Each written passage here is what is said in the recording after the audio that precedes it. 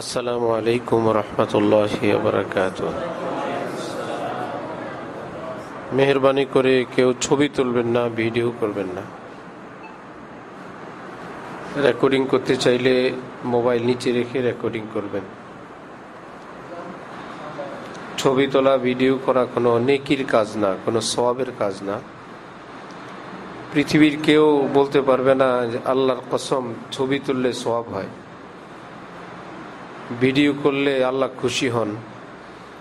যত বেশি ছবি তোলা যায়, ভিডিও করা যায়, তত আগে আগে বেহেশতে যাওয়া যাবে, কেউ বলতে পারবে?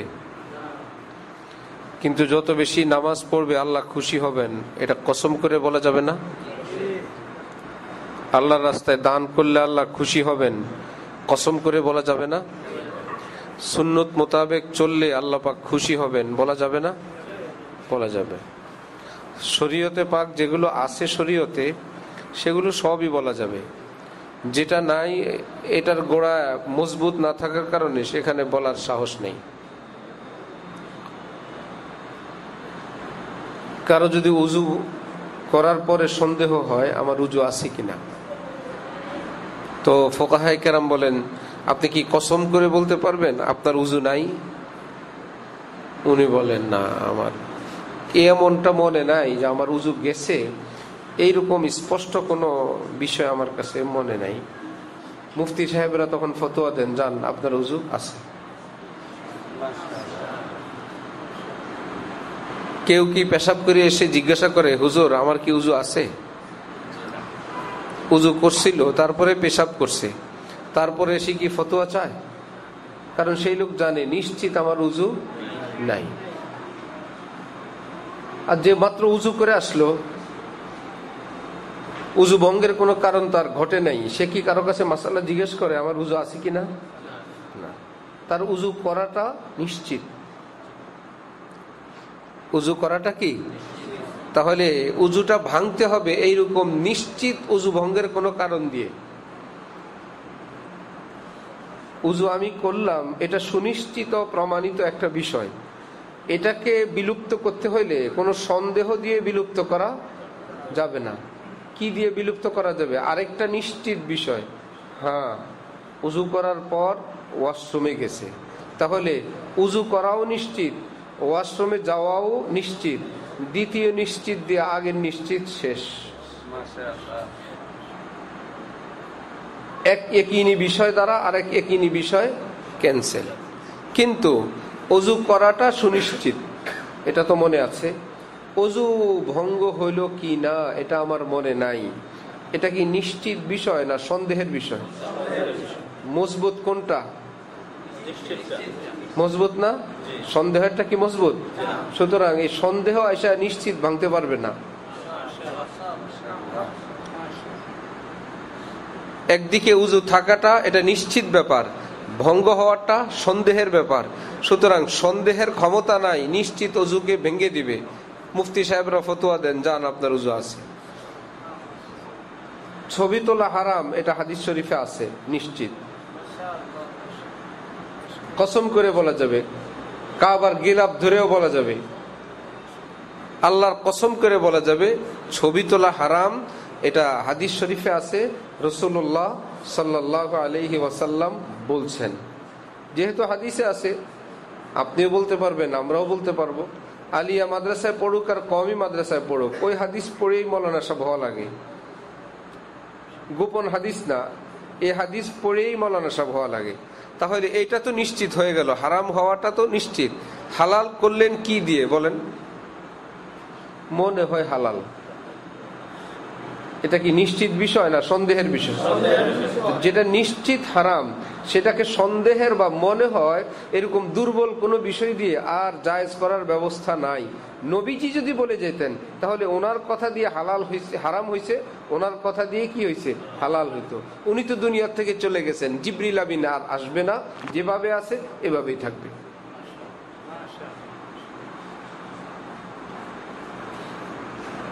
ইসলামের কি হবে? ইসলামের কি হবে সেটা ভাবার আগে মুসলমানের কি হবে এটা হলো মেইন।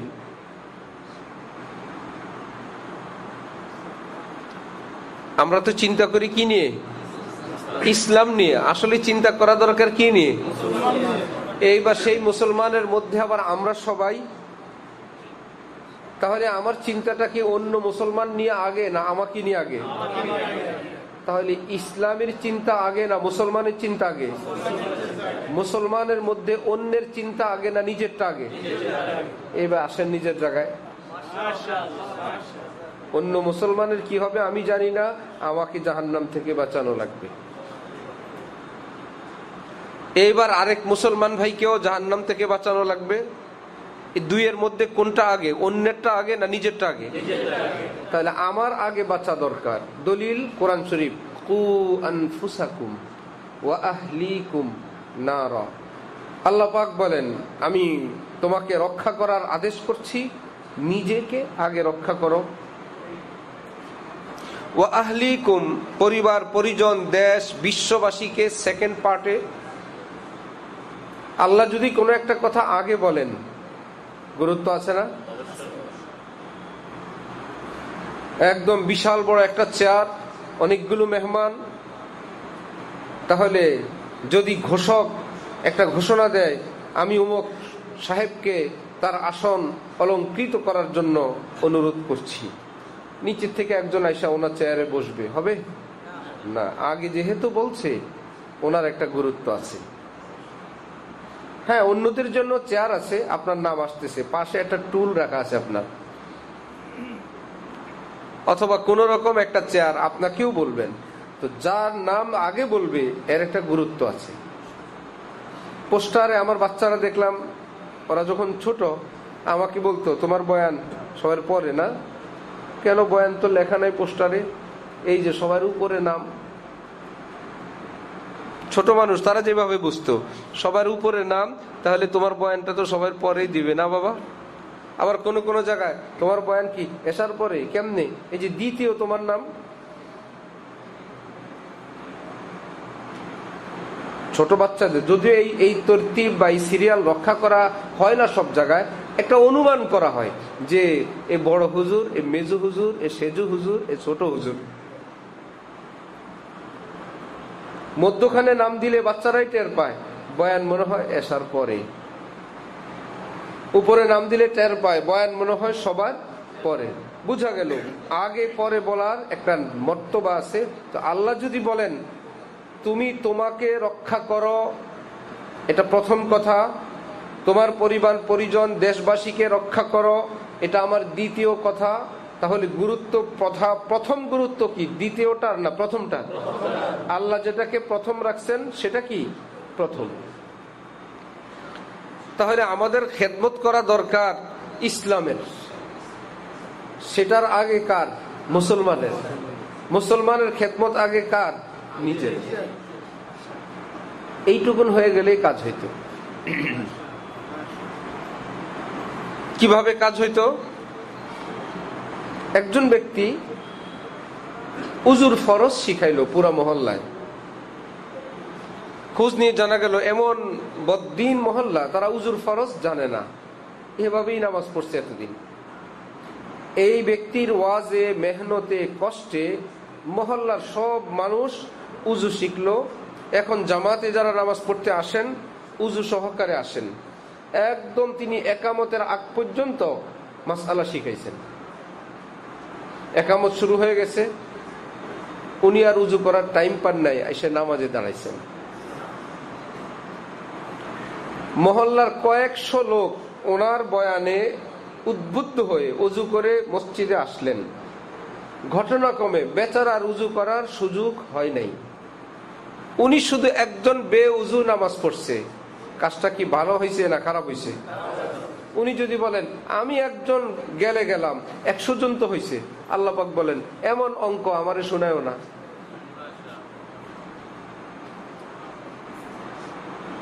একশো জন উজু করছে, শুধু তুমি করতে পারো নাই, এমন অঙ্ক আমাকে দিও না।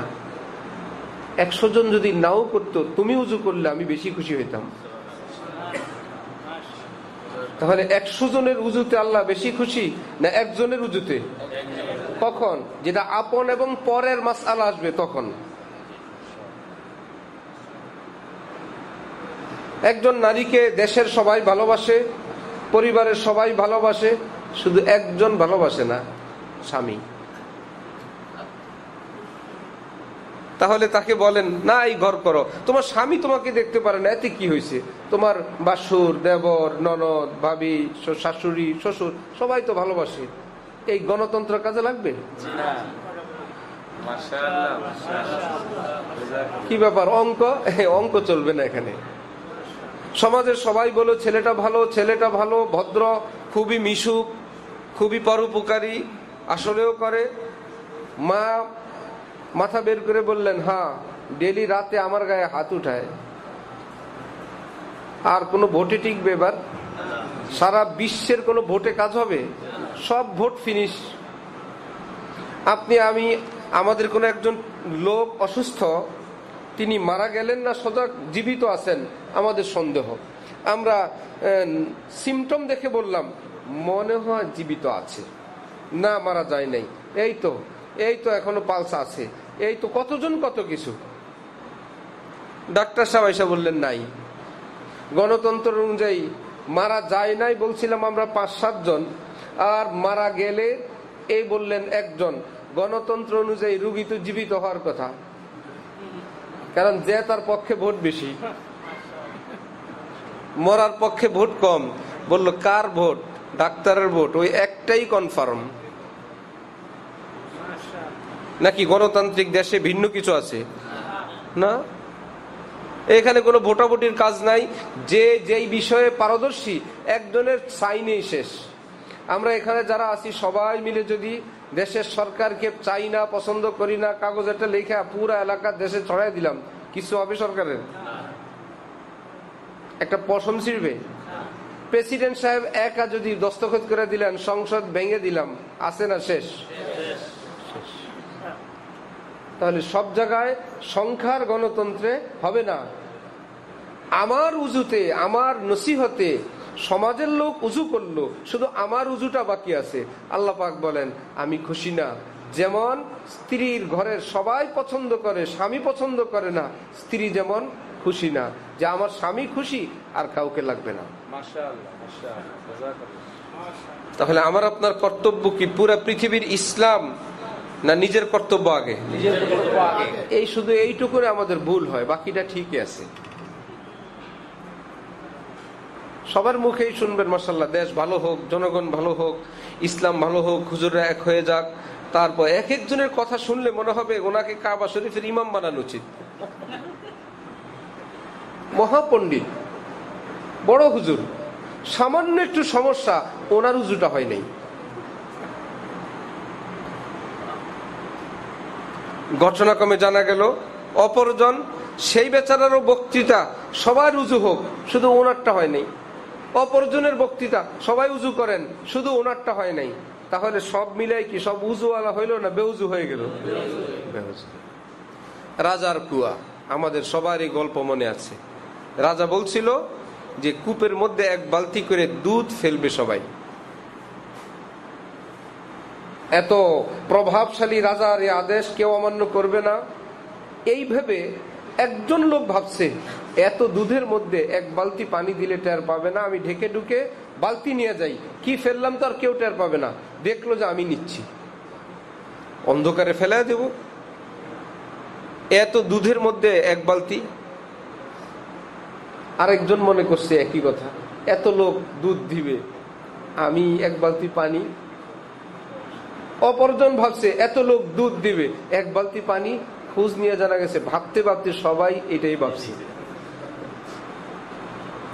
সকালে গিয়ে দেখা গেল কুয়া ভরে গেছে দুধে না পানিতে। এরা কি মিটিং করছিল? সবাই ষড়যন্ত্র করছে। 1 ফোঁটা দুধও দিব না বলছিল? এটার একটা সভাপতি হয়েছিল, যে সেক্রেটারি, যে আমাদের নেতৃত্বে রাজার কুয়া পানি দিয়ে ভরে দিব, এমন কোন ছিল? সবাই নিজের জায়গায় শুধু একা অপরাধ করছে। সংঘবদ্ধও না, মিটিংও না, ষড়যন্ত্রও না, নিজে খারাপ হয়ে গেছে।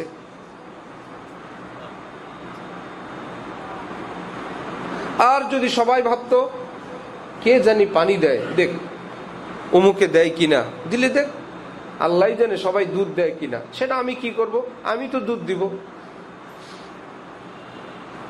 রাজার আদেশ, আমি তো দুধ ফেলবো, অপরজন আমি তো ফেলবো, সে আমারটা আমি করব, তারপর সারা দুনিয়া তো সবাই ধোকা দিবে, আপনি ভালো হয়ে লাভ কি? আমি ভালো হইলাম, সারা দুনিয়ার কথা আমি জানি না। আরে ভাই, সবাই ব্যবসায় 1 কেজিতে 900 গ্রাম দেয়, আপনি একা দরবেশগিরি করলে হবে? হ্যাঁ, আমারটা আমার হবে, কে কি করে আমি জানি না। আরে ভাই, সমাজের সব ঘরেই এসা তেসা, আপনি এক ঘর ভালো হয়ে গেলে আপনি কি একাই বেহেশতে যাবেন? অত কিছু জানি না, আমি তো আল্লাহর কথাটা আমি তো শুনবো, কে শুনে আমি জানি না। তাহলে সব ফ্যামিলির লোকেরা ভাবতো 1 বালতি দুধ আমরা ফেলি, কারোর সঙ্গে মিটিং নাই, যোগাযোগ নাই, রাজার আদেশ, সকালে কূপটা ভরবে কি পানিতে না দুধে? এত দুধ কি মিটিং করে ফেলছে না একজন করে ফেলছে? ঠিক ওই কূপের মতন দেশের হাল। আমি একজন ভালো হয়ে আর কি হবে? আমি একজন মোবাইল চালাইলে সমস্যা কি? আমি একটু চুরিদারি করলে অসুবিধা কি? সব তো ঠিকই আছে। আমি একটু 10 পয়সা হেরফের করলে সমস্যা কি? আমার ছেলে মেয়ে একটু 19-20 করলে এতে ইসলামের কি? কত বড় ইসলাম, আমার একজন দ্বারা কি ইসলাম আসে যায়? এমন করে সবাই শুরু করছে। তাহলে আমাদের কর্তব্য কি? ইসলামের কর্তব্য আগে না মুসলমানের? সারা পৃথিবীর আগে না নিজের আগে? সব ঠিক আছে, নিজে ঠিক নেই।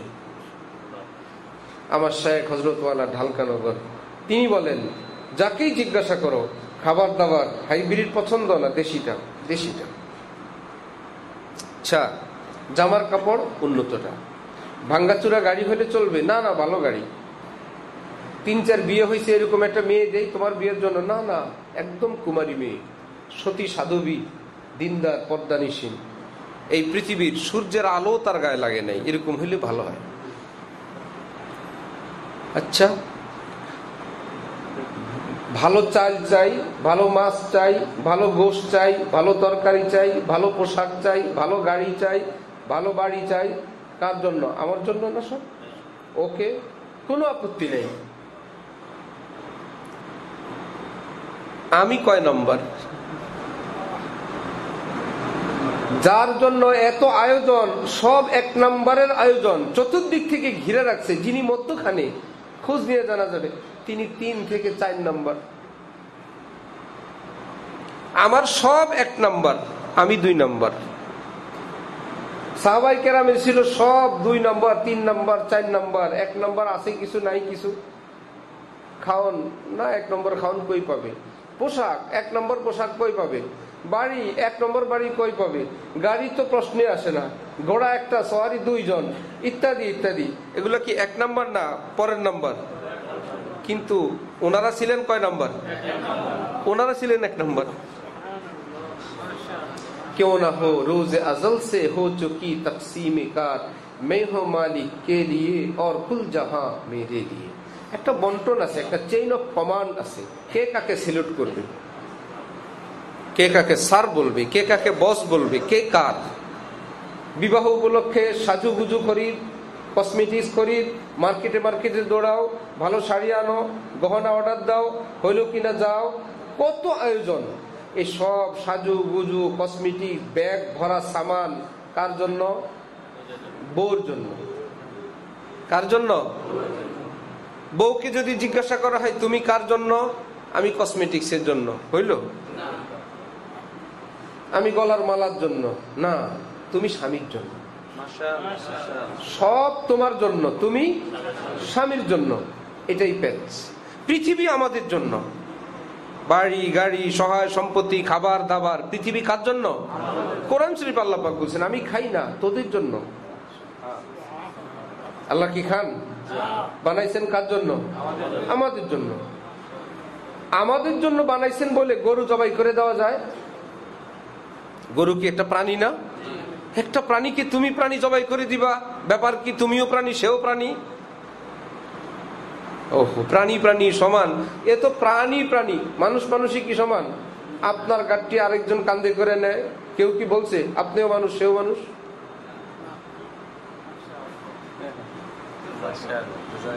দুজনই যদি মানুষ হয় তো কার গাড়টি কে নিবে? একজনে ছাদ পরিষ্কার করে, টাঙ্কি পরিষ্কার করে, ঝুলি ঝুলি রং দেয়, আরেকজনে লেবার কাজ করে, আর মালিক বেচারা চেয়ারে বসে আছে। কেউ কি এসে বলছে আপনিও মানুষ সেও মানুষ? বললে দুনিয়া চলবে? মানুষও বেশ কম আছে।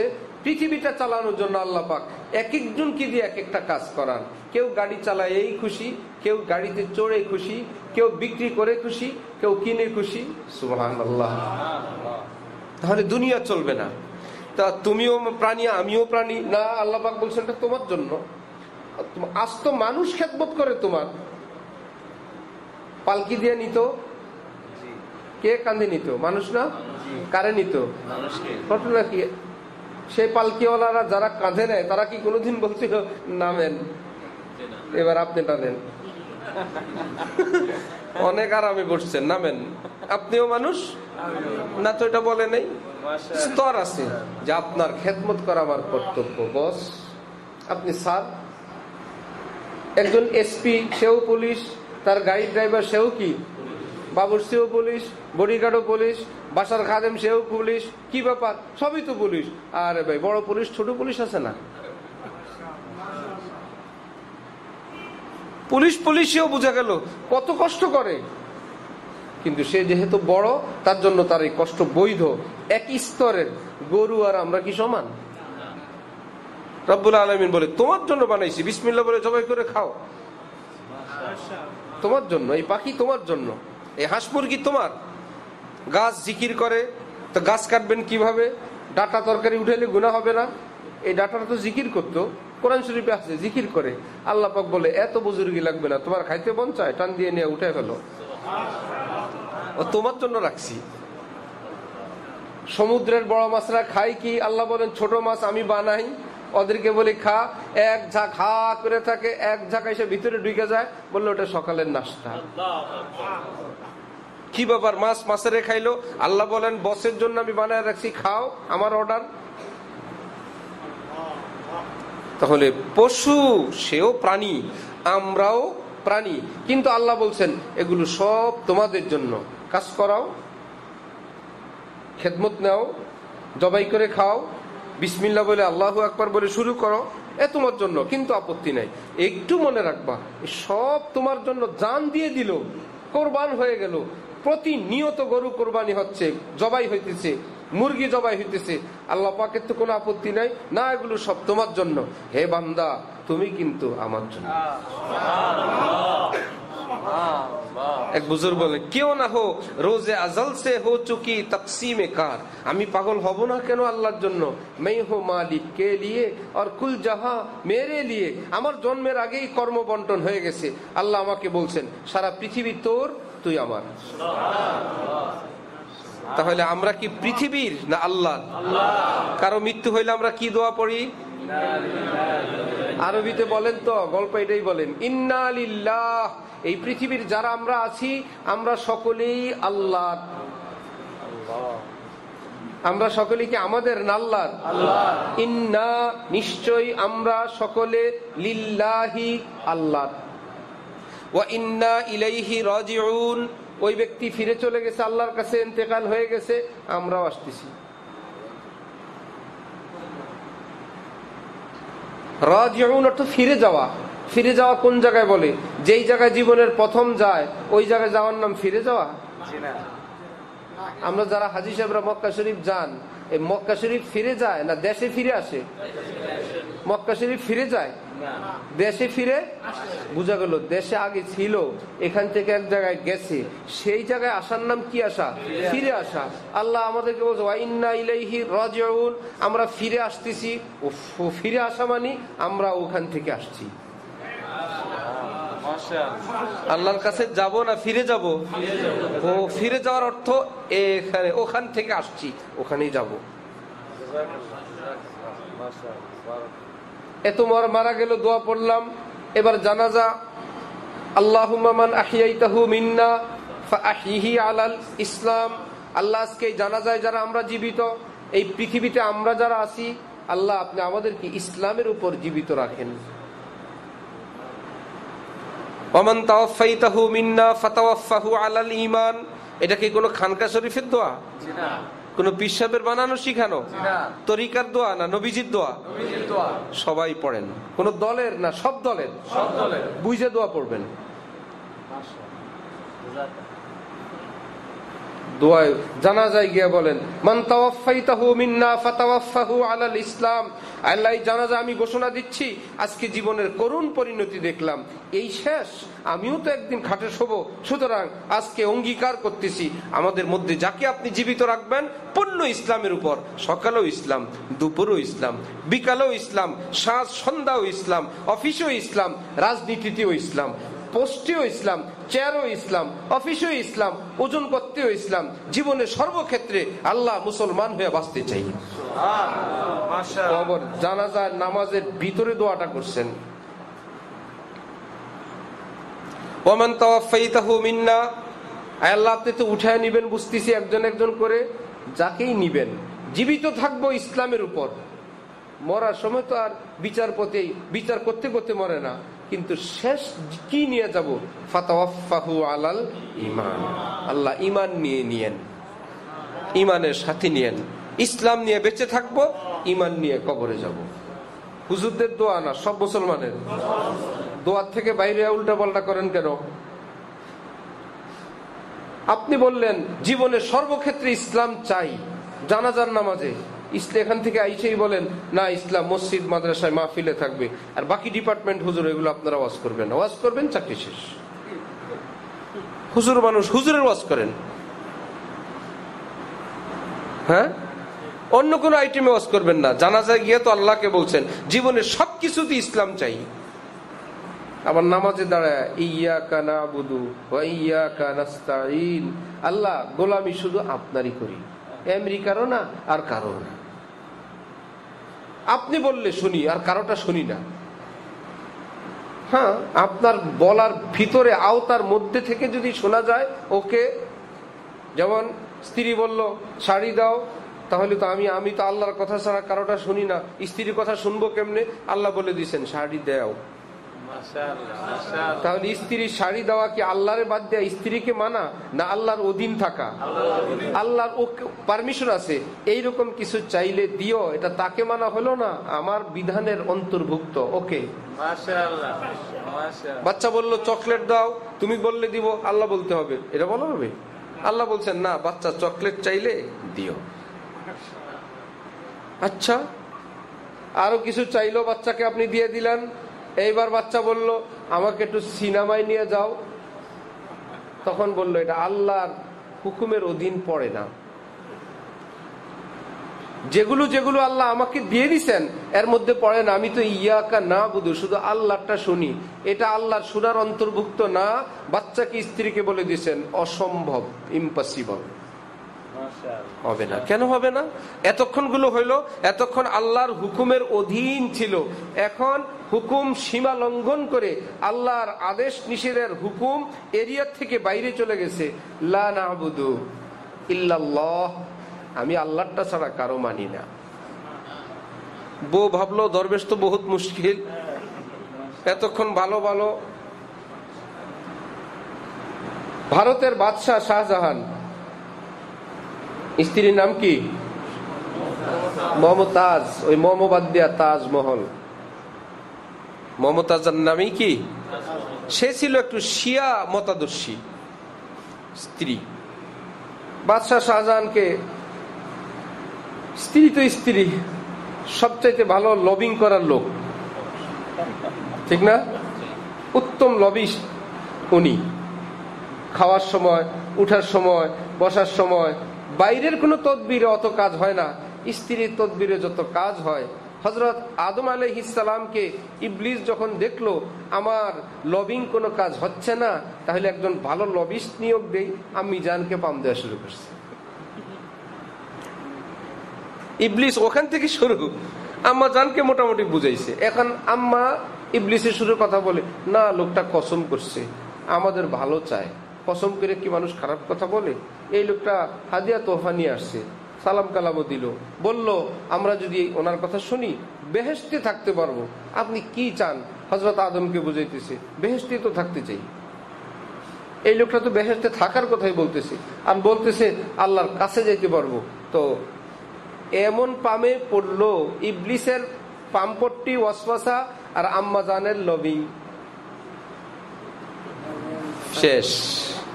ফানাসিয়া আদম আল্লাহ পাক বলে আমি যে নিষেধ করছিলাম আদম সেটা ভুলেই গেছে। দুইজনের পাম্পটটিতে মেইন হইল ইবলিস, ইবলিসের ষড়যন্ত্রে প্রথম পড়ছে হাওয়া, দ্বিতীয় আদম পড়ে দুজন ভুলে বসে আছে।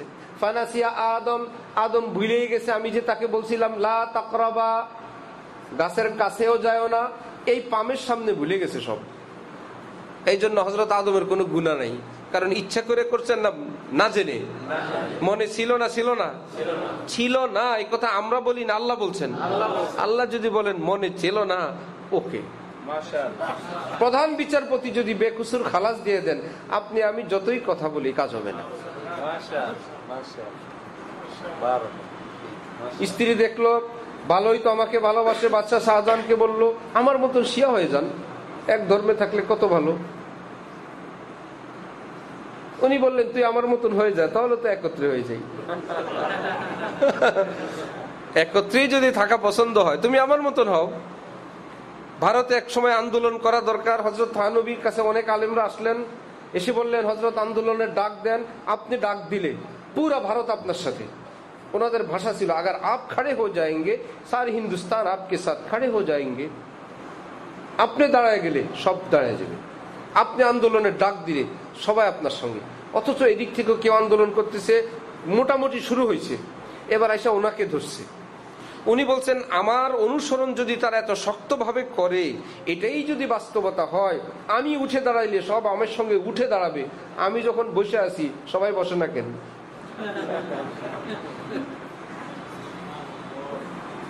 হ্যাঁ, আমি তো বসে আছি, আমি তো আন্দোলনে নাই। অনেক মানুষ তো আমাকে বসা রেখে আন্দোলন শুরু করছে। এতে বোঝা যায় এরা কি আমাকে মানতে চায় না মানাইতে চায়। তারা আমারটা মানবে না, আমাকে তাদের দলে নিতে চায়, আমারে মানাইতে চায়।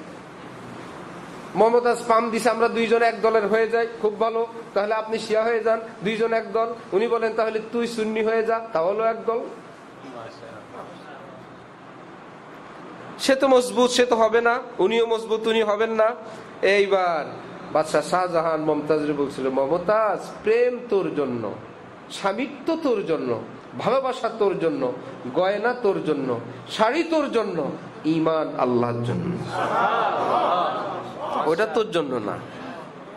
তোর কথা শুনি দেখে তুই ভাবছস যা বলবি তাই শুনবো না, ওটা মাপের ভিতরে শুনি। মাপের ভিতরে শাড়ি লাগবে, এটা মাপের ভিতরে, কাপড় লাগবে মাপের ভিতরে, খাওয়া লাগবে মাপের ভিতরে, সিনেমা লাগবে মাপের ভিতরে না বাইরে? বাইরে। আল্লাহ আমাদেরকে বুঝ দেন, আল্লাহ আমাদেরকে তৌফিক দান করেন, সহি বুঝ দান করেন। আমরা সবাই ভালো হইতে চাই, যে সবাই ভালো হোক, কিন্তু সবাই চাই সবাই ভালো হয়ে গেলে আমি হব।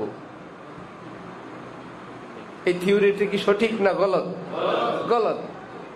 থিওরি হলো আমি ভালো হয়ে যাই, কে হবে হবে না আমি জানি না, তাহলে কাজ হই না। এই জন্যই যে সবাই ভালো হইলে আমিও ভালো হব।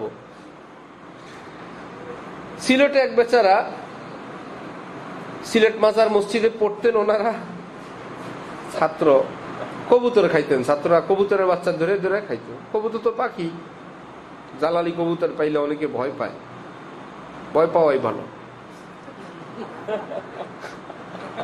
কবুতর কি কারো এই যদি পালা কবুতর হয় সেটা ভিন্ন হিসাব, আর যদি এরকম হয় আমি নিশ্চিত এটার মালিক কেউ না, তাহলে এটা একটা কোয়েল পাখির মতন, এটা একটা বকের মতন। পাখি খাওয়া হালাল, কবুতর একটা কি পাখি, এর মালিক তো কেউ নাই। এখন ওনারা কবুতর খাইতেন, একদিন এই মশলার টাকা দেয়, সে আরেকদিন আরেকজন মশলার টাকা দেয়, এক ছাত্র সে দেয় না। খাওয়ার পার্টি আমাদেরকে শুনেছে, এখন তো বুড়া হুজুর। এক ছাত্র সে বকিল টাইপের, তাকে বললো তুই দিবি না? না, আচ্ছা লটারি হইলে তোর নাম উঠলে দিবি। অনেক কষ্টে রাজি করছে, হ্যাঁ লটারিতে যদি শেষমেশ আমার নাম উঠেই দিব, বিসমিল্লাহ। অনেকগুলো কাগজ, লটারি ল, উঠাও কাগজ, বিসমিল্লাহ বলে উঠে দে তার নাম। এখন কি মুশকিল, সে বলে না একবারে লটারি হবে না, কমপক্ষে দুইবার, 3 গেমে 2বারে পাস। ঠিক আছে উঠাও। আবার নাড়াচাড়া করে অনেক সিস্টেম করে সে তো তার দোয়া পড়তেছে যাতে নাম না উঠে। প্রত্যেকেই তো প্রত্যেকের দোয়া। বদর যুদ্ধে যখন নবীজি এক তাবুতে দোয়া করতেছেন, আবু জাহেল আরেক তাবুতে দোয়া করে। আবু জাহেল বলতেছে, আল্লাহ, যারা আমাদের আত্মীয়তা ছিন্নকারী, আমাদের মধ্যে দ্বন্দ্ব সৃষ্টিকারী, আমরা আরবরা কুরাইশরা একত্রিত ছিলাম, মহব্বত ভালোবাসা সম্প্রীতির সঙ্গী ছিলাম, আমাদের মধ্যে যারা ভাঙ্গন সৃষ্টি করলো, আমাদের ছেলে পেলেগুলো কিনে এখানে চলে আসলো আর আমাদের মান সম্মান নষ্ট করলো, আল্লাহ আমাদের মধ্যে যারা খারাপ তাদেরকে ধ্বংস করে দেন। আল্লাহ বললে আমিন। আমাদের মধ্যে যারা খারাপ তাদের ধ্বংস করেন। ওদিক থেকে নবীজি বলতেছেন, আল্লাহ যারা গোমরাহ নষ্ট তাদেরকে ধ্বংস করেন। দুই দোয়া কি দুই দোয়া হইল না এক দোয়াই? দোনো দোয়া কি দুই দিক গেছে? না সব আবু জাহেলের উপর। হযরত আব্দুর রহমান বিন আউফ বলেন, দাঁড়াইলাম জিহাদে, এই পাশে একটা পিচ্ছি, ওই পাশে আর একটা পিচ্ছি, আমি তো কাঁপতেছি। আরে দুইটা ভালো শক্ত মানুষ দুই পাশে থাকলেও তো হয়, দুর্বল দুইটা ছেলে, এর মধ্যে এরা ফিস ফিস করে আর বলে, আঙ্কেল আবু জাহেলকে তোমরা আবু জাহেল দিয়ে কি করবা? কে শুনলাম বড় বড় ভয়ঙ্কর বেয়াদব, নবীকে গালিগালাজ করে। যখন বদর যুদ্ধ শুরু, মদিনার কয়েকজন সাহাবী সামনে গেছেন, হ্যাঁ আমরা যুদ্ধ করব। আবু জাহেল বলতেছে, না, মদিনাওয়ালাদের সঙ্গে আমরা করব না, আমাদের ফ্যামিলির যেগুলো মক্কা শরীফ থেকে আসছে এগুলো কই, মক্কা ছেড়ে যারা ইসলাম কবুল করে মদিনায় আসছে এদেরকে দাও, আগে এগুলোকে সোজা করি।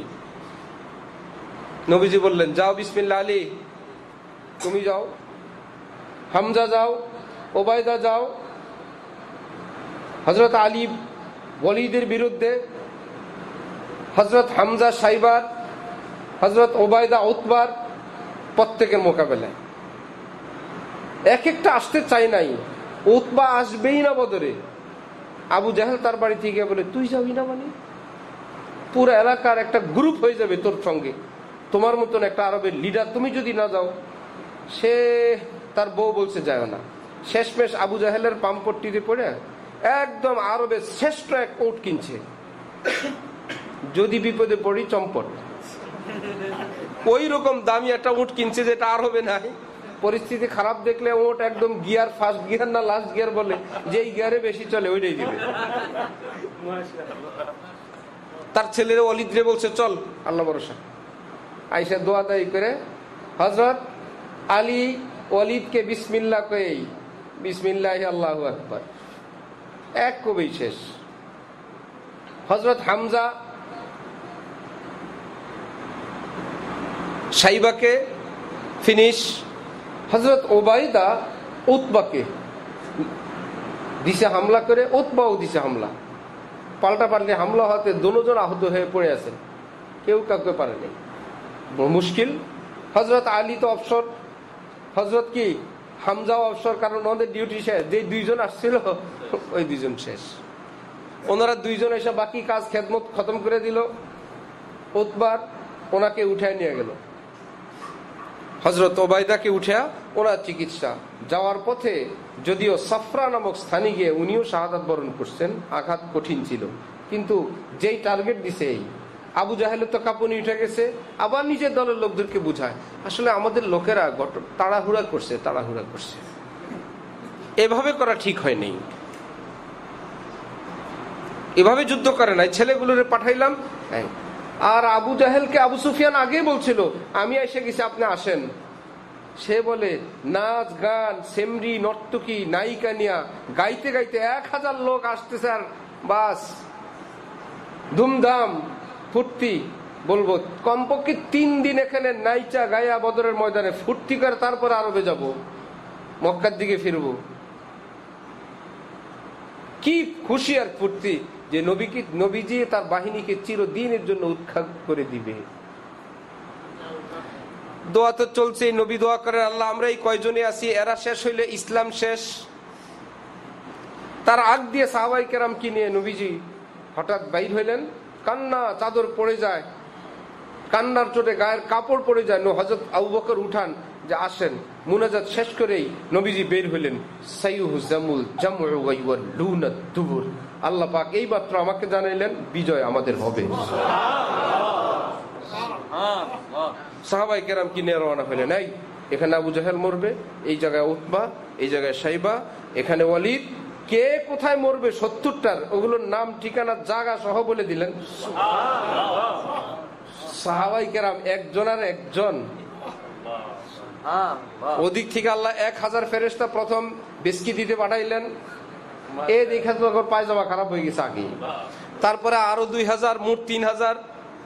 বিসালাসাতি আলাফিম মিনাল মালাইকা ও খামসাতি আলাফ, একটু পরে 5000। মুহাদ্দিসরা বলে ফেরেশতারা কি যুদ্ধ করে নাকি? না, যুদ্ধ টুদ্ধ করা লাগে না, শুধু পায়জামা পাঞ্জাবি পরে খাড়ায় থাকলে ওদিক থেকে পাতলা পায়খানা শুরু হয়ে যায়। যে শুনলাম না মোল্লারা কম, এত মোল্লা আসলো কোত্থেকে? আবার সাহাবাইকে ফেরেশতারা আর কি ডিউটি করে, সাহাবী তীর মারছে, তীর একটু ডানি বেয়ে গেছে, ফেরেশতা সোজা করে গিয়ে লাগাই দেয়। যে আমরা মারি না, একটু সোজা করে পয়েন্ট মতো দিয়ে দিই। মেইন ডাক্তারি করি না, ডাক্তারি 313 জনই।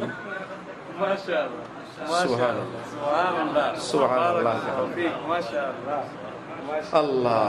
তাহলে মুসলমানের বিজয় কি গায়ের জোরে না রহমতের জোরে? রহমত আসবে শয়তানি করলে না ইবাদত করলে? ইবাদত কাকে বলে? কিছুক্ষণ ইবাদত আর কিছুক্ষণ শয়তানি। রব্বুল আলামিন বলে হইল না, কিছু দরজা খোলা, কিছু দরজা বন্ধ। তাহলে কি বলা যাবে চোর আসবে না? সব গেট বন্ধ করলে বলা যাবে হ্যাঁ চোর আসার রাস্তা অফ। সুতরাং তুমিও ইবাদত বন্দিগি কিছু রাস্তা করো, কিছু রাস্তা করো না। স্ত্রী যদি বলে আমি পার্ট টাইম তোমার স্বামী, আরে এটা আবার স্ত্রী, এ আবার কি স্ত্রী? হ্যাঁ ঠিক আছে, আমি যখন বাসায় ফিরি তখন আমি স্ত্রী, আমি যখন ভার্সিটিতে যাই, কাজে যাই, অফিসে যাই তখন তোমার বউ না, তখন ছুটি। এরকম কেউ রাখবেন বউ? যেখানেই থাকবে আমার। স্বামী বেচারা সন্দেহ হয়, ঘরের থেকে বাইর হয়ে যায় কিনা, ফোন দেয়, ভিডিও কল, বাইর হয় নাই, কই তুমি? আমি বাসায়। তারপরেও সন্দেহ, বাসায় না বাইরে গেছি, দেখি বাসার ব্যালেন্ডারটা একটু চালাও তো। বাসার ব্যালেন্ডার চালায়, বোবো বোবো আওয়াজ, এই বেচারা নিশ্চিত ঘরে আছে, বাইরে যায় না। আবার ফোন দেয়, আবার ব্যালেন্ডার চালায়, তারপরেও সন্দেহ যায় না। একদিন বেচারা হঠাৎ এরকম অফিস টাইমে আইসা, যখন তার স্বামীর অফিস, স্ত্রী ঘরে থাকার কথা, এমন টাইমে বাসাতে আসছি, আইসা দেখে বউ নাই, বাচ্চারা আছে। কি ব্যাপার, তোর মা কই? জানি না, প্রত্যেকদিন ব্যালেন্ডার নিয়ে কই যায়।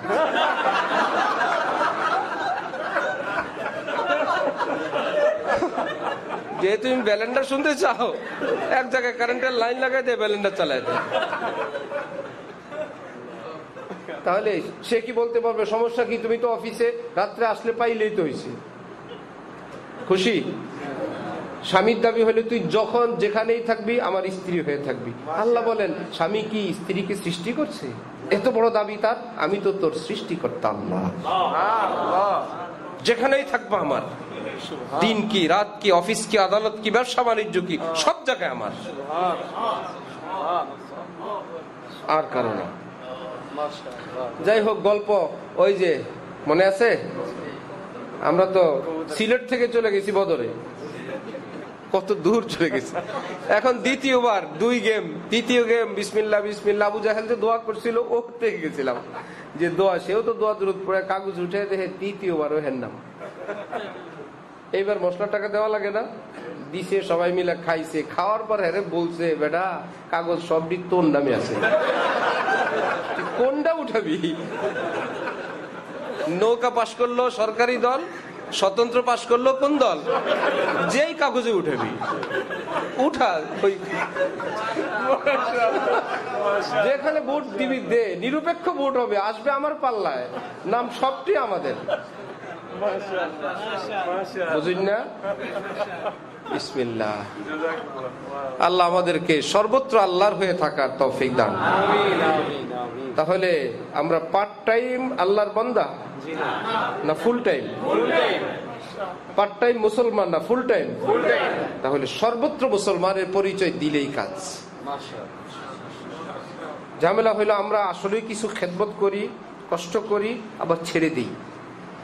আল্লাহ আমাদের জন্য সুসংবাদ রাখছেন, যদি তোমাকে নফস, শয়তান, সোসাইটি, পলিটিক্স, বন্ধু বান্ধব তোমাকে কিছুটা ভুল করায় ফেলে, 10 বার, 20 বার, 50 বার, 100 বার ভুল করে ফেলছো, 20, 30, 50, 60, 70 বছর ভুল পথে চলছ, তাহলে তুমি সোজা হইতে এত বছর তো পাইবা না, হায়াত আছে 2 বছর। এখন কি হবে? 70 বছর নাফরমানি করছে, এগুলো বসে বসে নাম কাটতে, ফ্লুইড দিয়ে মুছতে মুছতে আরো 70 বছর লাগবে। রব্বুল আলামিন বলেন, একটা তওবা করলে আমি সব মুছে দিয়ে দেব। তুমি একটা তওবা করো, আমি সব শেষ করব। তুমি শুধু বলো আজকের থেকে আল্লাহ আপনার, আমি আর কারো না। জব নেহি হো কিসি কা তো কিউ হো কিসি কা, উনহি কা হুয়া যা রাহা হো। আমি আর কারো না, আমি শুধু আমার আল্লাহ। আমার রিজিক আমার আল্লাহ দেন, কালো চোখে আলো আমার আল্লাহ দেন, এই মুখের সুন্দর রসনা শক্তি আল্লাহ দেন, ভাষা শক্তি আল্লাহ দেন, এই কানের মতন ছিদ্র তো কত বানাইলাম জীবনে, ওই ছিদ্র শুনে না, মেশিন দিয়ে খুইলা কে যে শুনে খুঁজে পাইলাম না। ভিতরে শুনে কে শুনে? সাউন্ড সিস্টেমটা শুদ্ধ বুঝে, এ কার আওয়াজ সেটাও বুঝে। এ কি আশ্চর্য! এই খাবারটা কেমন, এই জিহ্বা কেমনে বুঝে? স্বাদ হয়েছে, হয় নাই, গন্ধ, সুবহানাল্লাহ। এগুলো পৃথিবীর কেউ দিলেন না আল্লাহ। সুখে দুঃখে আমরা আল্লাহ, আমাদের আল্লাহ ছাড়া কেউ নাই। এই জন্যই তো আমরা প্রতিদিন ঘুমের সময় বলি আল্লাহুম্মা বিসমিকা আমুতু ওয়া আহইয়া, মরলেও তোমাকে নিয়ে, বাঁচলেও তোমাকে নিয়ে।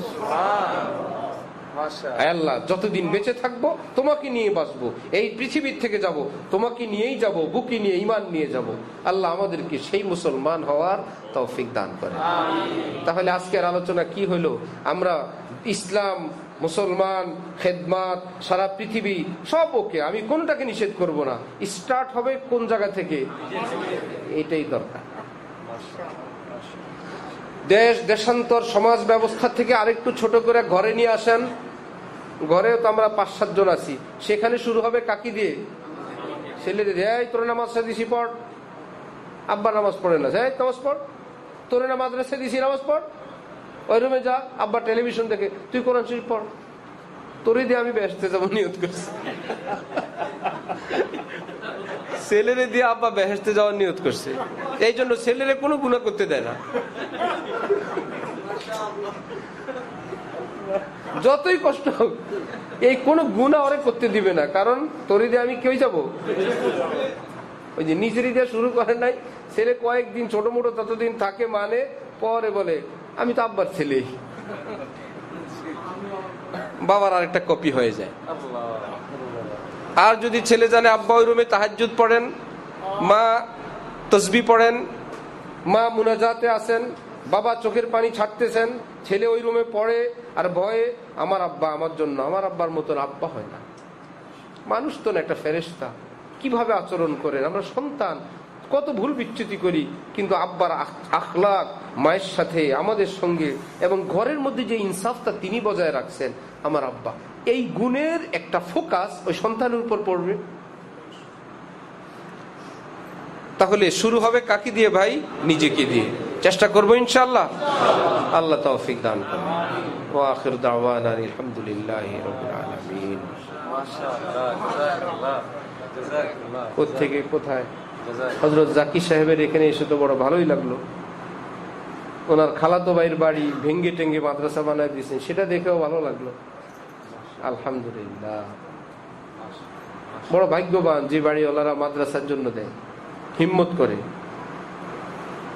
এক মাদ্রাসার ছাত্ররা ডিস্টার্ব করে, বাড়িওয়ালাকে বাসা বাড়ি থেকে আটকে দেয়। একই বিল্ডিং এ বাড়িওয়ালারাও থাকে, ছাত্ররা বাইরে থেকে আটকে দেয়। এরা ভিতর থেকে ফোন করে, হুজুর গাঁওয়াগটু খুলে দেন। তো হুজুরা বললো খুব রাগ হয়েছে। বাড়িওয়ালা বলে থাক, ছোট মানুষ। বাড়িওয়ালা বললো আপনাকে আমরা আলাদা টাকা টুকাতে আলাদা থাকেন। সে বলে না, আমি একটু কোরআনের সঙ্গে থাকতে চাই। আওয়াজ বলা, এই আওয়াজ তো আমি কিনে আনছি, ওটা তো আমি চাই আনছি। আমি তো কোরআনের গুনগুন গুনগুন মৌ মৌ আওয়াজ আমি আল্লাহর কাছে খুঁজে অনেক দোয়া করে আমার বাড়িতে আনছি। ওদের এই জ্বালা যাতনা সবার জন্য আমি আনছি, ওদের এই দুষ্টামি দেখার জন্য আমি আনছি। কত ভাগ্যবান আল্লাহ আমাদেরকে সে ভাগ্যবান ওয়ালাদের কাতারে শামিল ফরমান। ওয়া আখিরু দাওয়ানা আলহামদুলিল্লাহি রাব্বিল আলামিন। দুরূদ শরীফ পড়েন। আল্লাহুম্মা সাল্লি। মাদ্রাসা ফাউজুল কোরআন, মাশাআল্লাহ। আল্লাহ পাক ফাউজুল কোরআনকে ফায়েজ বানায় দেন। মাশাআল্লাহ, অনেক মেহমান আসছেন, অনেক ওলামা হযরতরা আসছেন। কি আলোচনা হবে আসলে আগের থেকে দেখেন, খুতবা কিন্তু পড়া হয়নি আজকের বয়ানের খুতবা শুরু হয়েছে নাকি ভাবছি একটু পরে বয়ান করব, আগে মোবাইলের একটু কথা বলি, এই বলতেই শেষ। আল্লাহ মাফ করেন। আস্তাগফিরুল্লাহ। আলহামদুলিল্লাহ রাব্বিল আলামিন ওয়াসসালাতু ওয়াসসালামু আলা রাসূলিল কারীম। ربنا ظلمنا أنفسنا وإن لم تغفر لنا وترحمنا لنكونن من الخاسرين। আয় আল্লাহ আমাদের সকলকে মাফ ফরমান। আল্লাহ আমাদেরকে মানুষ হওয়ার তৌফিক দান করেন, যার যে গুনাহ আছে ছেড়ে দেওয়ার তৌফিক দান করেন। আল্লাহ আপনার মহব্বতের নেশা দান করেন। আয় আল্লাহ আপনার সঙ্গে সম্পর্ক গভীর বানায় দেন। আল্লাহ গভীর সম্পর্কওয়ালা বানায় দেন। আয় আল্লাহ নিজের স্ত্রী সন্তান থেকে দূরে থাকতে কষ্ট হয়, আল্লাহ আপনার থেকে দূরে কিভাবে থাকবো বাবলা, আল্লাহ আপনার নৈকট্য আপনি দান করে দেন। আয় আল্লাহ আউলিয়াদের জিন্দেগি দান করেন। আয় আল্লাহ আপনি তো বলছেন যারা আপনাকে মাননেওয়ালা, দুনিয়াতে তাদেরকে একটা বেহেশত দান করেন, আখিরাতে আরেকটা বেহেশত দান করেন। আয় আল্লাহ আমাদেরকে সেই কাতারে শামিল হওয়ার তৌফিক দান করেন। আয় আল্লাহ যার যে ভুল আছে হিম্মত করে ছেড়ে দেওয়ার তৌফিক দান করেন। আয় আল্লাহ গুনাহ আমাদের কাছে তিতা বানায় দেন। ছোট্ট বাচ্চাকে মা যখন দুধ ছাড়াইতে চায়, বাচ্চা দীর্ঘদিন দুধের অভ্যাস ছাড়তে চায় না। আয় আল্লাহ মা শেষে নিজের বুকে নিম পাতা বেটে লাগায়, তিক্ত জিনিস লাগায় দেয়, শেষে বাচ্চার মুখে দিল আর খায় না। আয় আল্লাহ আমাদের কাছে গুনাহ এত তিতা বানায় দেন, অসহ্য বানায় দেন, অসম্ভব বানায় দেন।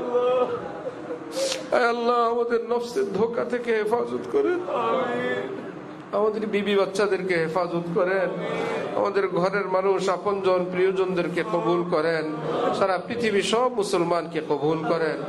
আল্লাহুম্মা আরহাম উম্মাতা মুহাম্মাদিন সাল্লাল্লাহু আলাইহি ওয়াসাল্লাম। আল্লাহুম্মা আসলি উম্মাতা মুহাম্মাদিন সাল্লাল্লাহু আলাইহি ওয়াসাল্লাম। আল্লাহুম্মা ফাররিজ আন উম্মতি মুহাম্মাদিন সাল্লাল্লাহু আলাইহি ওয়াসাল্লাম। আল্লাহ দুনিয়ার সব মাদ্রাসা কবুল ফরমান, সব মসজিদ কবুল ফরমান, দ্বীনের খেদমত গুলো কবুল ফরমান। আয় আল্লাহ আমরা মনে করি আমরাই খেদমত করি, আয় আল্লাহ অনেক জেনারেল ভাই সাধারণ মুসলমানদের দ্বীনি ফিকির খেদমত এবং আন্তরিকতা দেখলে লজ্জিত মনে হয়। আয় আল্লাহ যে আমাদের চেয়ে তাদের ফিকির কত বেশি। আয় আল্লাহ আপনি আপনার বান্দাদেরকে আপনার দ্বীনের খেদমত করার তৌফিক দান করে দেন। আয় আল্লাহ আমাদের সব মুসলমান ভাই বোনদেরকে ফরজ পরিমাণে ইলম শিখার তৌফিক দান করেন। আয় আল্লাহ ঘরে ঘরে সুখ শান্তি দান করেন, স্বামী স্ত্রীর সুখময় দাম্পত্য জীবন দান করেন। মা বাবা যাদের আছেন খেদমতের তৌফিক দেন, মা বাবাকে খুশি হওয়ার তৌফিক দেন। যারা নাই আপনার রহমতের কোলে তুলে নেন। আয় আল্লাহ আমাদেরকে আপনি ইজ্জত আফিয়ত জিন্দিগি দান করেন, ঋণ মুক্ত জিন্দিগি দান করেন, খুব খুব বরকতে জিন্দিগি দান করেন। আয় আল্লাহ আমাদের কাছে যারা এক পয়সাও পাবে পরিশোধের তৌফিক দেয়া দেন। আমাদের টাকা কারো কাছে থাকলে উদ্ধারের ব্যবস্থা করে দেন, থাকার মতন সুন্দর ঘর বাড়ি দিয়ে দেন। আয় আল্লাহ বেকারের কাজের ব্যবস্থা করে দেন। আয় আল্লাহ যারা যে কোনো গলত মামলায় আয় আল্লাহ লড়তেছেন তাদেরকে আপনি মামলা থেকে রেহাই দান করে দেন। আয় আল্লাহ যারা যেই পেরেশানিতে আছে, ছেলে মেয়ে স্ত্রী সন্তান নিয়ে, অর্থনীতি নিয়ে, ব্যবসা বাণিজ্য চাকরি নিয়ে, আয় আল্লাহ আপনি ঈমানওয়ালাদেরকে এই পেরেশানি থেকে নাজাত দান করেন। 5 ওয়াক্ত নামাজ যথাযথভাবে আদায়ে তৌফিক দেন। মাওলা এই মাদ্রাসাকে কবুল ফরমান।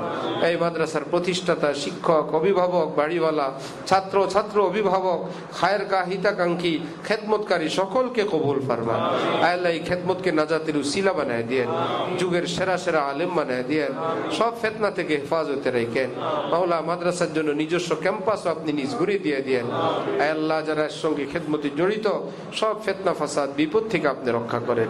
আয় আল্লাহ মাদ্রাসাগুলোর উপর কাফের মুশরিকদের খুব কড়া দৃষ্টি, মাওলা কিভাবে তাদেরকে দোষী করবে, আসামি করবে, ক্ষতি করবে, আপনি রক্ষা করেন মাওলা। আল্লাহ আমাদের আলেমদেরকে আপনি রক্ষা করেন, আমাদের ছাত্রদেরকে আপনি হেফাজত করেন, মা বাবার আশা আপনি কবুল করেন, উম্মতের জন্য রহমতের উসিলা বানান। যেই পথে যায় তারা আপনি আপনার হাবিব বলছেন রহমতের ফেরেশতারা নূরের পর বিছায় দেয়। মাওলা এইরকম তালেবে ইলম সারা দেশে, মুসলমান দেশে দেশে বিচরণের ব্যবস্থা করে দেন। দ্বীনের দাওয়াত যেখানে পৌঁছে নাই পৌঁছায় দেন, যেখানে মসজিদ নাই মসজিদ বানায় দেন, মাদ্রাসা নাই মাদ্রাসা করে দেন। দেন। আল্লাহ মুসলমানদেরকে এই উপলব্ধি দান করেন, আলেমরাই আমাদের অভিভাবক, আলেমদের পথের বাইরে আমাদের বিপদ, ওনাদেরকে মানার তৌফিক দান করেন। আলেমদেরকে সুন্নত শরীয়তের উপর আকাবিরের পথে মজবুত থাকার, অটল থাকার তৌফিক দান করেন। সুবহান রাব্বিকা রব্বিল ইজ্জাতি আম্মা ইয়াসিফুন ওয়া সালামুন আলাল মুরসালিন ওয়ালহামদুলিল্লাহি রাব্বিল আলামিন। সাল্লাল্লাহু। যারা হযরতুল্লাহ দামাত বরকাতুহুমের আজকের এই বয়ান সহ সকল বয়ান, ছবি এবং ভিডিও মুক্ত বয়ান অনলাইনের মাধ্যমে পেতে চান, আমি একটি নাম্বার বলবো, এই নাম্বারে যোগাযোগ করলে সকল বয়ান পেয়ে যাবেন। 01314 80 33 34। প্রতি সোমবার আসর থেকে মাগরিব পর্যন্ত হযরতওয়ালা যাত্রাবাড়িতে ইসলাহি মজলিস হয়, সেখানে বয়ান করেন। আমার এই নাম্বারে যোগাযোগ করলে আমি আপনাদেরকে ঠিকানা দিয়ে দিতে পারবো ইনশাআল্লাহ।